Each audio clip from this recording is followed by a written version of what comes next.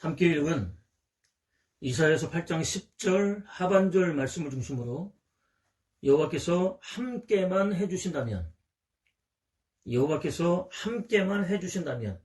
이라고 하는 제목으로 함께 은혜를 나누도록 하겠습니다. 여호와께서 함께 해주신다고 한다면 아무리 불가능해 보이는 일이라 할지라도 얼마든지 이루어질 수 있다, 그런 의미입니다. 정치색을 드러내는 것 같아서 조심스럽지만 20대 대선이 끝나고 한동안 마음을 잡지 못했습니다. 잠을 이루지도 못했습니다. 쌓여있는 일들이 손에 잡히지도 않았습니다. 마치 우울증에 걸린 사람처럼 하루 종일 무기력했습니다. 거의 한 달 가까이 그렇게 지내다 이제 겨우 일상으로 돌아왔습니다. 저에게 왜 이런 현상이 나타났는지 곰곰이 생각해 봤습니다. 제가 투표한 사람이 떨어졌기 때문만은 분명 아니었습니다. 하나님이 아니라 정치적 유불리에 따라서 기독교 이단들과 무속의 영향을 받고 있는 후보를 전혀 거리낌이 없이 지지하는 교회의 모습 때문이었습니다. 예수께서는 분명 사람이 나를 섬기려면 나를 따르라, 나 있는 곳에 나를 섬기는 자도 거기 있으리니 사람이 나를 섬기면 내 아버지께서 그를 귀히 여기시리라 라고 말씀하셨음에도 불구하고 성경은 분명 하나님의 성전과 우상이 어찌 일치가 되리요, 우리는 살아계신 하나님의 성전이라 라고 증거하고 있음에도 불구하고 가장 강력한 우상 만몬의 절대적인 지배를 받고 있는 우리 교회의 모습 때문이었습니다. 자신의 목적 달성을 위해서 가짜 뉴스를 생산하는 것도 모자라서 성도들에게 강제하는 무분별한 교회 지도자들의 모습 때문이었습니다. 그 가운데 복음의 최전선에 있다고 하는 선교사들이 앞장서고 있다고 하는 사실이었습니다. 부와 명예와 권세와 자랑과 기득권 등과는 거리가 아주 먼 삶을 살고 있는, 적극적인 공의로부터 완벽하게 소외되어 있는 사회적 약자들에게는 관심이 아예 없는 교회의 모습 때문이었습니다. 세상보다 훨씬 더 비상식적이고 비논리적이고 비합리적인 가치를 하나님에 대한 믿음 또는 순종으로 요구하는 교회의 모습 때문이었습니다. 세상의 비아냥거림과 손가락질에도 너무나 무감각한, 세상을 설득하기에는 너무나 무기력해져 버린 교회의 모습 때문이었습니다. 역시 그들의 범주에서 조금도 벗어나지 못한 채 한숨만 길게 몰아쉬고 있는 제 자신의 초라한 모습 때문이었습니다.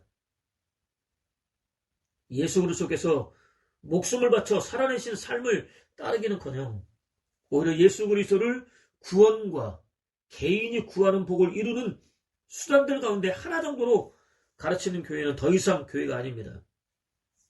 영적인 상태에는 전혀 관심을 갖지 않으면서 드러난 헌금과 봉사와 헌신의 정도로 믿음의 척도를 삼으려는 교회는 더 이상 교회가 아닙니다.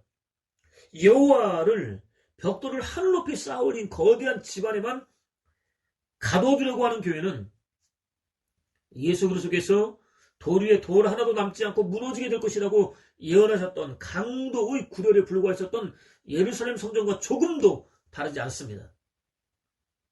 지금 당장은 크고 높고 화려해 보이고 헤아릴 수 없는 많은 사람들이 몰려들고 있다 할지라도 언젠가 돌 위에 돌 하나도 남지 않고 철저하게 무너질 수밖에 없습니다. 여호와로부터 임하는 심판을 받아야 마땅한 사교 집단의 하나 정도에 불과합니다. 많이 고민했습니다. 많이 울었습니다. 한국 교회에 여호와의 강력한 임재와 동행이 필요하다는 결론에 이르게 되었습니다. 여호와께서 무기력하게 되풀이하는 죄로부터 스스로는 빠져나올 수 없는 당신 백성들을 향해서 내가 너희의 소행이 어떠한지 보아서 다 알고 있다. 내가 너희를 고쳐주겠다. 내가 너희를 인도해 주겠다. 도와주겠다. 슬퍼하는 너희들을 위로해 주겠다라고 약속해 주셨기 때문입니다. 여호와께서 함께만 해주신다고 한다면 얼마든지 회복될 수도 있기 때문입니다. 선지자는 이미 임마누엘이라고 불리게 될 아이의 출생을 예언했습니다. 아이가 다 성장하기도 전에 아람과 에브라임이 멸망할 것이라고 예언했습니다. 이어서 남왕국 유다도 완전히 멸망하여 황폐하게 될 것이라고 예언했습니다. 빠른 심판을 가리킵니다. 반드시 이루어질 수밖에 없습니다. 수시로 마음이 변하는 선지자가 아니라 어떤 상황에서도 변함없는 여호와께서 작정하신 일이었기 때문입니다. 역사 속에서 그대로 이루어졌습니다. 얼마나 될지 모르는 시간이 흘렀습니다.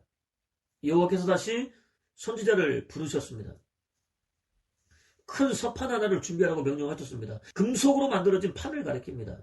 멀리 있는 사람들도 새롭게 주어질 징조를 뚜렷하게 볼 수 있도록 하기 위해서였습니다. 서판 위에는 당시 일반적으로 통용되던 문자로 글을 쓰라고 명령하셨습니다. 누구나 다 알아볼 수 있도록 마헬살랄 하스바스라고 쓰라고 명령하셨습니다. 이는 4가지 단어로 구성된 합성어입니다. 첫 번째 단어는 빠르다 또는 서두르다입니다. 두 번째 단어는 약탈품 또는 전리품이 되다입니다. 두 단어만으로도 문장을 충분히 완성할 수 있습니다.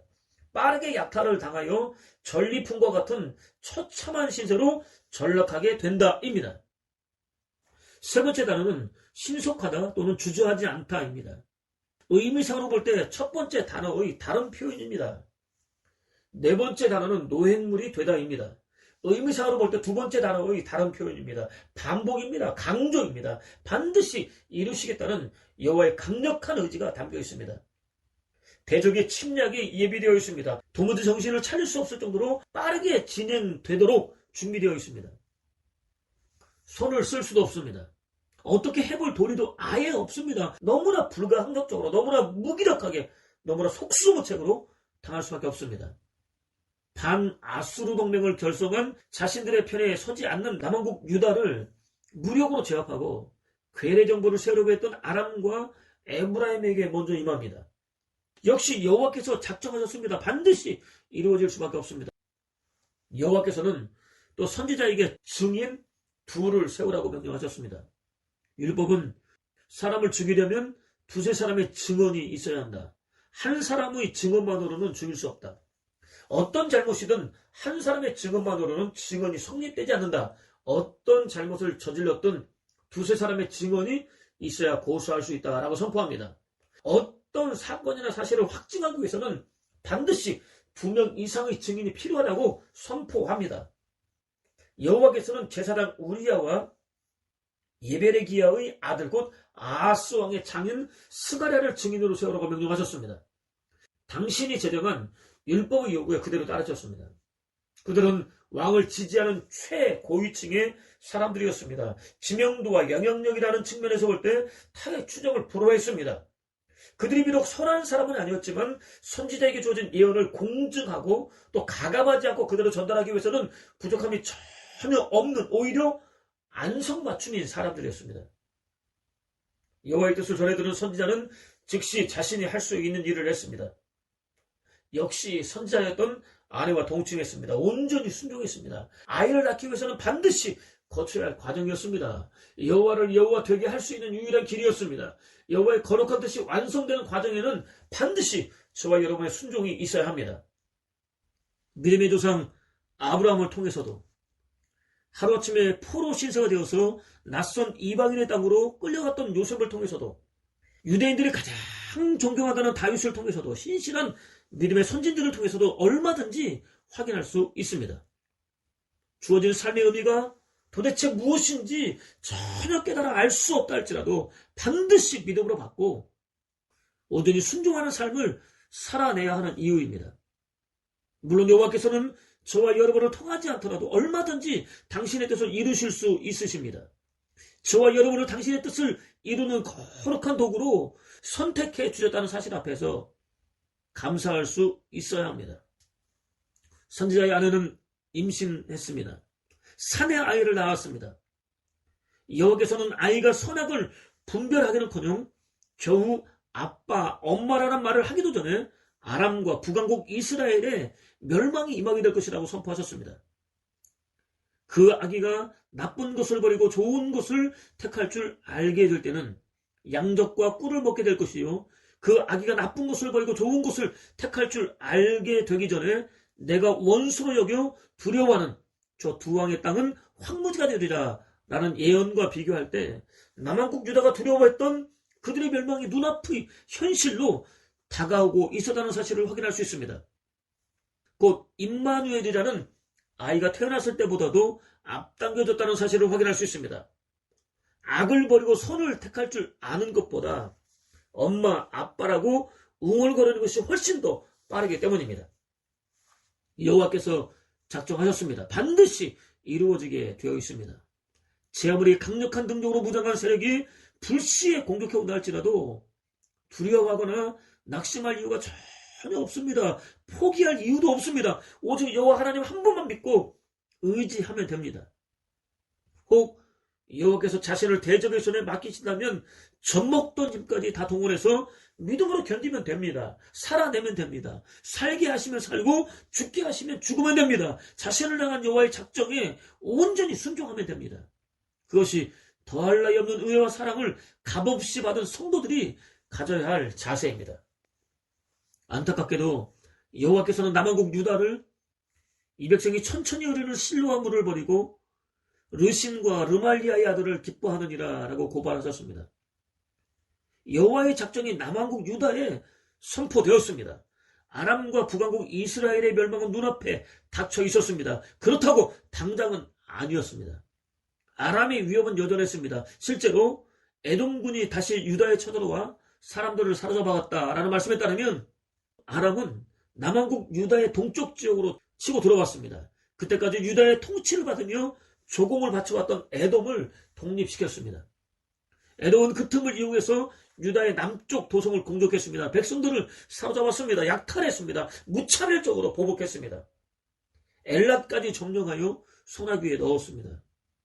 블레셋군은 야산지대와 유다 남부에 있는 성읍들을 털어갔으며 베세메스, 야알론, 그대롯, 소코와 거기에 딸린 촌락들과 딥나와 거기에 딸린 촌락들과 김조와 거기에 달린 촌락들을 완전히 점령하고 아주 머물러 살았다라고 이어지는 말씀에 따르면 블레셋은 남한국 유다가 동남쪽 방비를 위해서 전력을 소모하는 상황을 이용해서 서남쪽 지역의 여러 성읍을 약탈했습니다. 모두 아람의 공격으로부터 시작된 일이었습니다. 거기서 끝나지 않았습니다. 아람은 북왕국 이스라엘과 연합했습니다. 예루살렘을 완전히 포위해버렸습니다. 여러 촌락들을 황폐화시켜버렸습니다. 그때 남한국 유다는 도저히 떨쳐버릴 수 없는 두려움에 완전히 짓눌렸습니다. 초조함에 완전히 사로잡혔습니다. 간담이 서늘해졌습니다.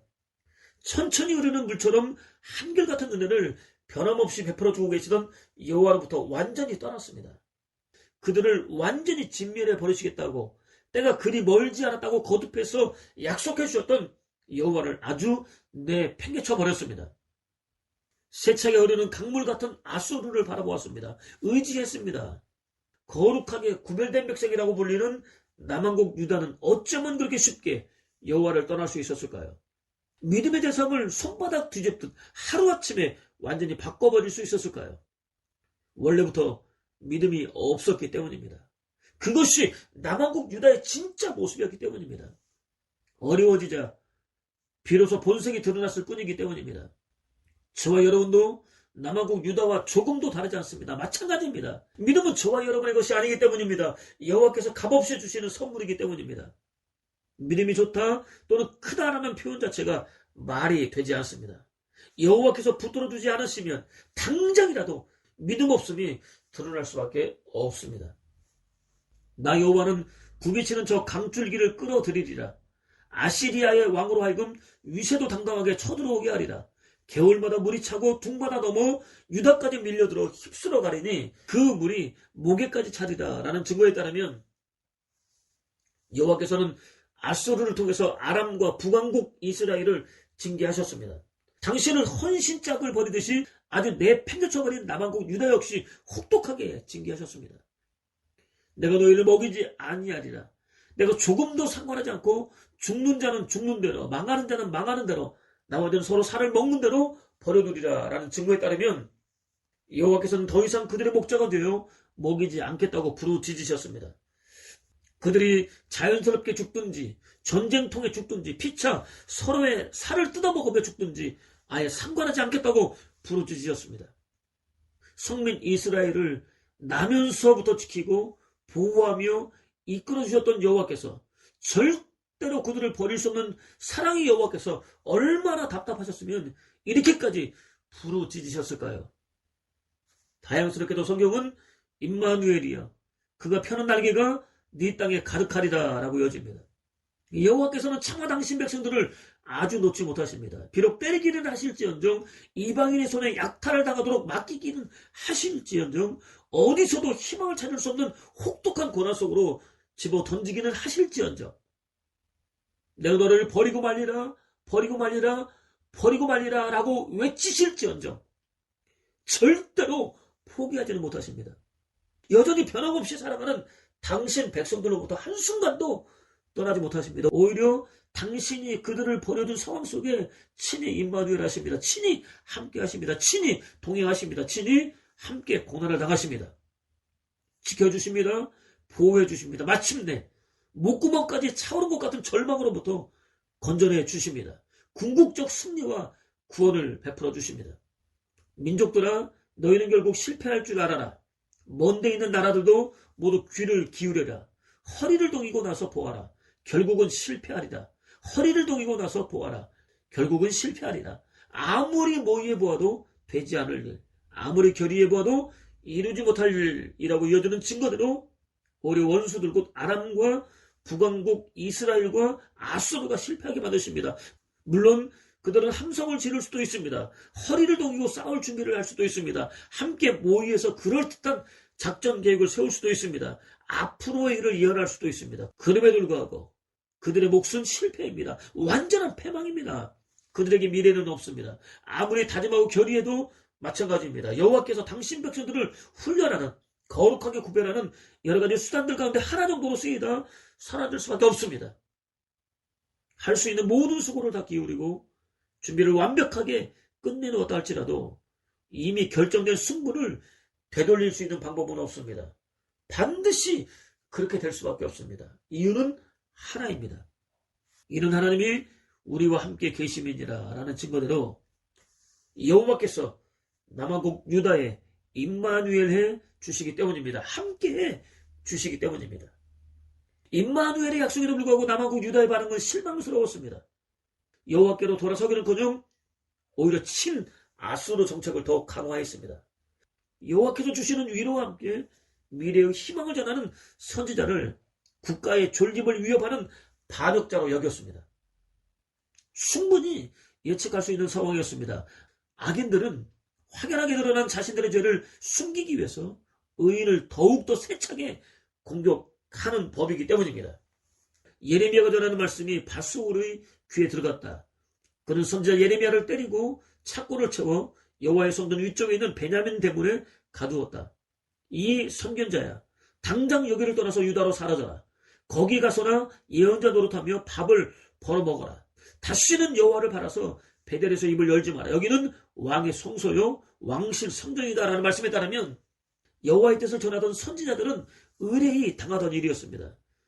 당연히 선지자는 위축되었습니다. 그때 여호와께서는 그들이 아니라 당신 한 분만 두려워하라고 위로해 주셨습니다.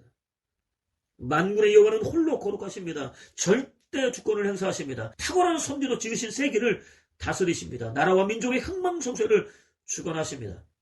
저와 여러분 곧 개개인의 삶 역시 당신의 창세전 작전에 따라서 주관하십니다. 하늘을 나는 새도 잡을 수 있는 권세를 잡은 자도 마찬가지입니다. 오직 여호와만 두려워해야 할 유일한 분이십니다.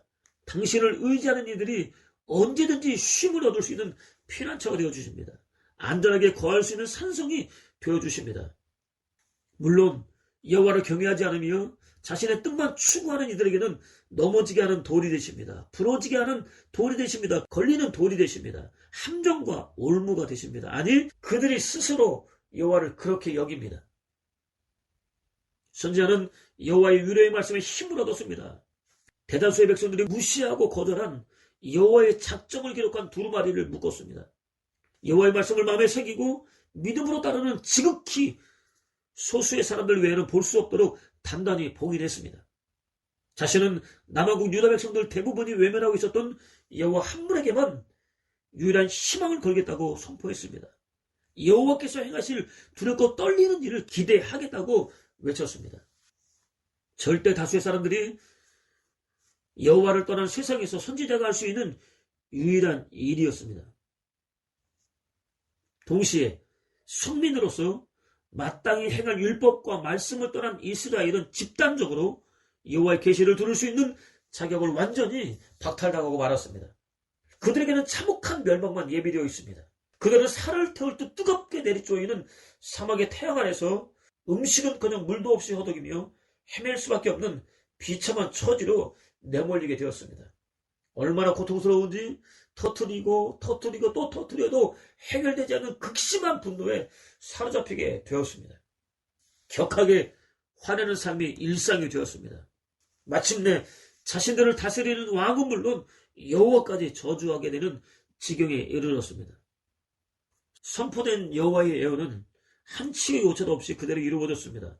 실제로 아수르는 BC 732년 아람을 멸망시켰습니다. BC 722년에는 북왕국 이스라엘을 멸망시켰습니다. BC 701년에는 남왕국 유다를 공격했습니다. 다행히 유다는 여호와의 도우심을 받아서 간신히 멸망당할 위기에서 벗어날 수 있었습니다. 그렇지만 끝까지 죄로부터 돌아서지 않은 남왕국 유다는 결국 BC 586년 바벨론에 의해서 완벽하게 멸망하고 말았습니다. 주변 국가들을 거침없이 집어삼키며 두려움의 대상이 되었던 아수르 역시 예외는 아니었습니다. BC 612년 완전히 멸망하고 말았습니다. 그렇기 때문에 그들이 아무리 강력하고 다른 나라들을 집어삼킬 수 있을 정도로 출중한 능력을 갖추고 있었다 할지라도 사회 전반에 드리워져 있던 지배적인 색조는 흑암이었습니다. 한 치 앞도 가늠할 수 없을 정도로 칠흑 같은 어둠이었습니다. 주된 정조는 능히 그 깊이와 높이와 넓이와 길이를 헤아릴 수 없는 절대 절망이었습니다. 때가 이미 늦어서 아무리 몸부림쳐서 애를 쓴다 할지라도 돌이킬 수는 없었습니다. 여호와의 말씀 곧 여호와를 멸시하는 이들에게는 무조건 주어지게 되어 있는 운명이었습니다. 불행하고 또 가련한 운명이었습니다. 그렇다고 여호와께서 일방적으로 결정한 운명은 아니었습니다. 그들 스스로 자처한 운명이었습니다. 여호와께 돌아오기만 하면 얼마든지 바꿀 수 있는 운명이기도 했습니다. 한편 선지자 이사야라는 이름에 담겨있는 뜻은 여호와는 구원이시다입니다. 그렇습니다. 다른 일은 없습니다. 오직 여호와 한 분만 만유의 구원이 되십니다. 마다들 스알 야숨이라는 이름에 담겨있는 뜻은 여호와를 믿는 남은 자는 돌아오리라 입니다. 당신을 믿고 의지하며 바라는 백성들은 반드시 구원하고야 말겠다는 여호와의 강력한 의지가 담겨 있습니다. 둘째 아들 마엘 살랄 하스바스라는 이름에 담겨있는 뜻은 여호와를 거절하는 자는 빠르게 약탈당하여 전리품 같은 처참한 시대로 전락하게 된다입니다. 역시 당신을 거역하는 이들은 당장 아무리 강한 능력으로 무장하고 있다 할지라도 결코 의지할 만한 대상이 될 수 없으며 부지불식간에 멸망하여 흔적도 없이 사라지게 만들고야 말겠다는 여호와의 강력한 의지가 담겨 있습니다. 셋 모두 징조와 예표로서 성민 이스라엘 백성들에게 보내졌습니다. 그들은 자신의 생각, 뜻, 의지, 계획, 미래까지 모두 다 포기했습니다. 자신을 철저히 지우고 또 지웠습니다. 자신들을 잊게 하신 여호와, 자신들을 죄에 찌들어 있던 타락한 세상 한복판으로 던져 넣으신 여호와, 당신을 떠난 것도 모자라서 대적하는 백성들을 구원하시려는 여호와 한 분만 오롯이 드러냈습니다. 자신들에게 주어진 결코 쉽지 않았던 사명을 온전히 감당했습니다. 그 과정에서 사면초가 같은 신세가 되기를 마다하지도 않았습니다. 오늘 우리는 예수 그리스도께서 어린 나귀를 타고 예루살렘의 왕으로 입성하신 것을 기념하는 종려 주일 예배를 드리고 있습니다. 동시에 허물과 대로 죽은 저와 여러분을 영원히 구원하기 위하여 당신을 거룩한 희생 제물로 내놓으신 것을 기념하는 고난 주일 예배를 드리고 있습니다. 그때 백성들은 자신들이 가지고 있었던 무수히 많은 문제들을 하나도 빠짐없이 다 해결해 주셨던 예수 그리스도를 호산나 다윗의 자손 주의 이름으로 오시는 이여 찬미를 받으소서 지극히 높은 하늘에서도 호산나라고 외치며 환영했습니다. 로마의 압제로부터 자신들을 구원해 주실 왕으로 받아들였습니다. 예수 그리스도에게는 그럴 의지가 전혀 없음을 확인한 다음에는 완전히 돌변했습니다. 십자가에 못 박아 죽이라고 외쳤습니다. 스스로도 감당할 수 없는 상실감 때문에 발악했는지도 모릅니다. 아무튼 예수 그리스도께서는 전혀 거부하지 않으셨습니다. 오히려 타락한 세상으로부터 스스로 고립되셨습니다. 자신을 고난의 한복판 속으로 던져버리셨습니다. 심장이 터져서 물과 피가 분리될 수밖에 없는 엄청난 고난과 멸시를 당하셨습니다. 십자가에 못 박히셨습니다. 죽으셨습니다.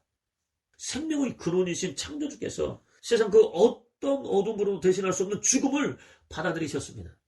당신을 완전히 지우셨습니다. 아버지 하나님 한 분만 오롯이 드러냈습니다. 창세전부터 작정된 영혼들을 아버지 하나님께 인도할 수 있으셨습니다.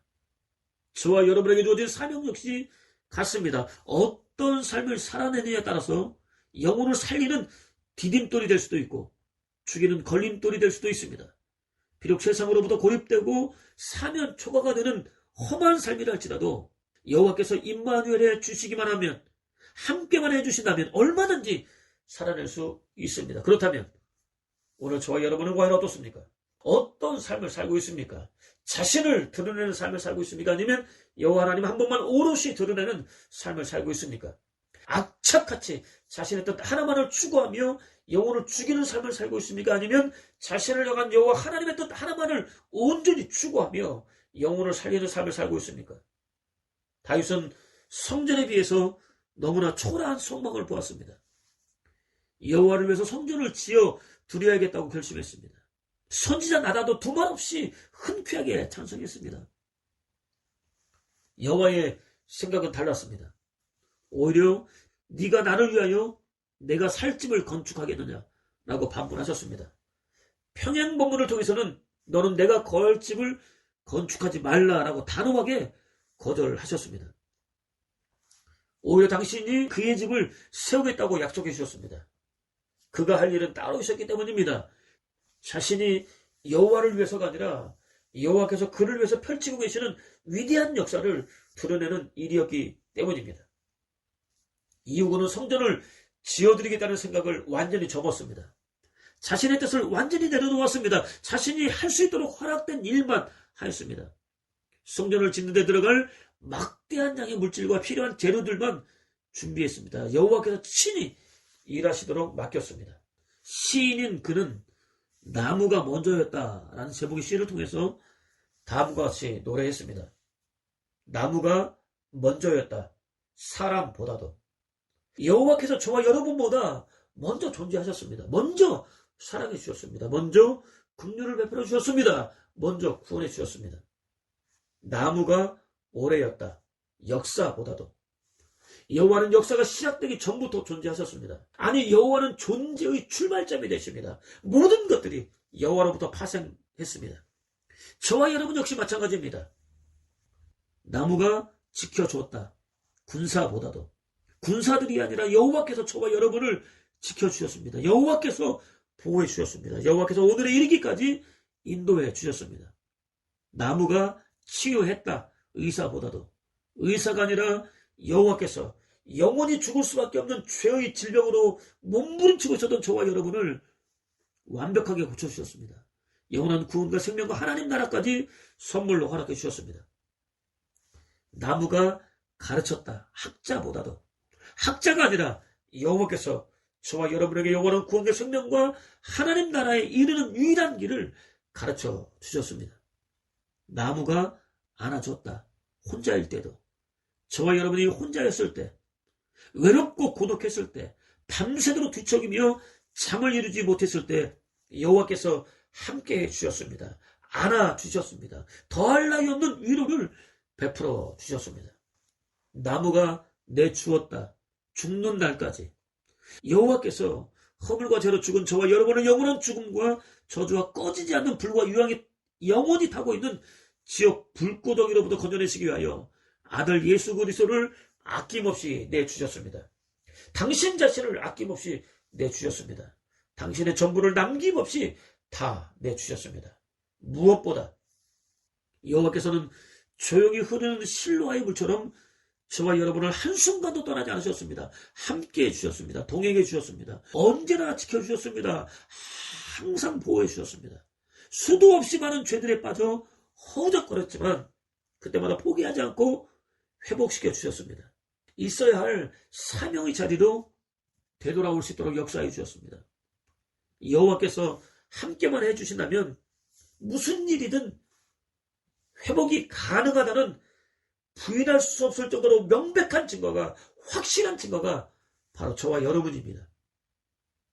특히 여호와께서는 내 이름으로 일컫는 내 백성이 스스로 겸손하여 낮추고 기도하며 악한 길로부터 돌아서서 나를 찾으면 내가 하늘에서 듣고 그들의 죄를 용서하며 그들의 땅을 다시 고쳐 회복시켜 주겠다라고 약속하셨습니다. 죄를 회개하고 당신의 얼굴 곧 자비와 긍휼과 용서하심을 구하는 이들을 위하여 땅을 고쳐 회복시켜 주겠다고 약속해 주셨습니다. 예로부터 의식주의 문제를 땅에 의지하여 해결했던 인간들의 입장에서는 더할 나위 없이 큰 축복이 아닐 수 없습니다.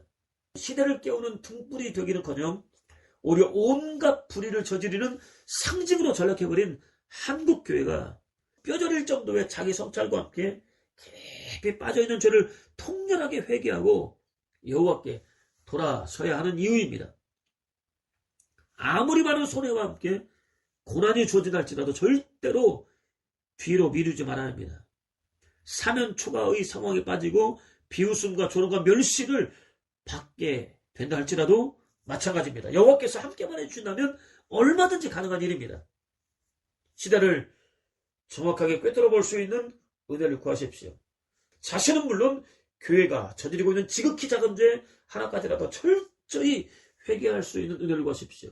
언제 어디서 어떤 성공을마다든지 항상 함께 해주시는 은혜를 구하십시오. 여호와의 거룩한 뜻을 구현하는 일에 자신의 삶을 내놓을 수 있는 은혜를 구하십시오. 그것을 통해서 타락한 시대를 비추고 깨우는 등불로서의 사명을 온전히 감당하는 복된 삶은 물론 깊은 절망 속에서 몸부림치고 있는 영혼들에게 유일한 희망이신 여호와를 제시할 수 있는 복된 삶. 여호와께서 함께만 해주신다면 얼마나 크고 놀라운 역사가 나타나는지 구체적으로 증명해 보일 수 있는 복된 삶. 무엇보다 왕으로 예루살렘에 입성하신 예수 그리스도의 고난에 기꺼이 동참하는 복된 삶을 사는 저와 여러분 되시기를 주님의 이름으로 축원을 드립니다.